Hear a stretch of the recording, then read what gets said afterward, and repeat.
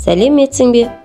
Жаңа сабақты бастамас бұрын дәл тауып айт ойынын ойнап көрейік. Видеоны соңына дейін көріп, лайк басып, тіркелуді ұмытпа. Бұл не? Қыздар құлағына тағады сырға. Саусағыма тағатын сақина. Уақытты көрсетеді қандай зат? Дұрыс, сағат. Сиырдан не алынады? Сүт. Сызуға арналған құрал? Сызғыш. Мектепте не оқимыз? Сабақ. Кітаптарды қайда саламыз? Сөмке. Кірді немен жуамыз? Дұрыс айтасың, сабын. Балалар шайнайды? Сағыз. Балалар, осы сөздердің барлығы қандай әріптен басталып тұр? Дұрыс айтасыңдар. С. Олай болса, біз бүгін С дыбысымен және әріпмен танысамыз. Жұмбақты шешіп көрейікші. Түсі суық, ызғарлы, аузында айыр тісі бар. Бұл не? Я, жылан екен. Ал енді жылан қандай дыбыс шығарады, балалар? Бірге айтып көрейікші.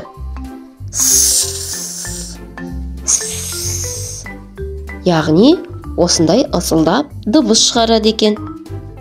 Олай болса, балалар, С дыбысы қандай дыбыс екен? Дауысты ма, дауыссыз ба? Дұрыс айтасыңдар. С дыбысы дауыссыз дыбыс. Өйткені ол тісімізге кедергімен айтылады екен. Бұл С дыбысының бас және кіші әрпі. Сиыр сөзі С дыбысынан басталады. Оны көк түспен белгілейміз. Келесі суретке назар аудар. Асық. Асық сөзінде С дыбысы сөздің ортасында тұр. Сандық.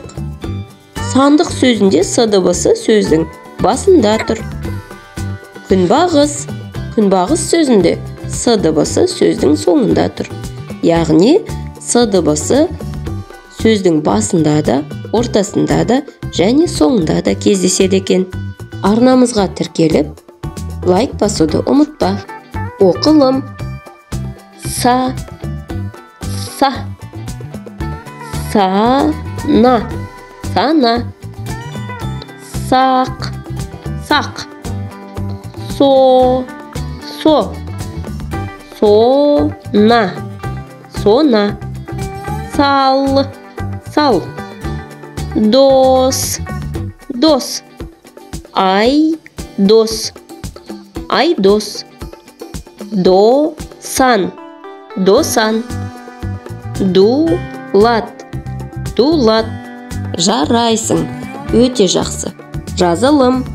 С әрпін алдымен ауаға, сосын дәптерге жазып көр. 1, 2, 3.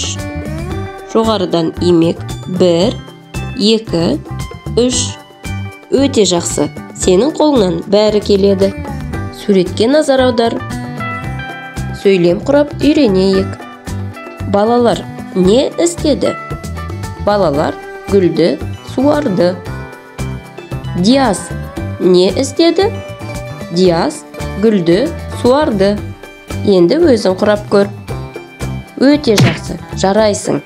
Сен бүгін өте белсенді болдың. Келесі кездескенше қош сау бол.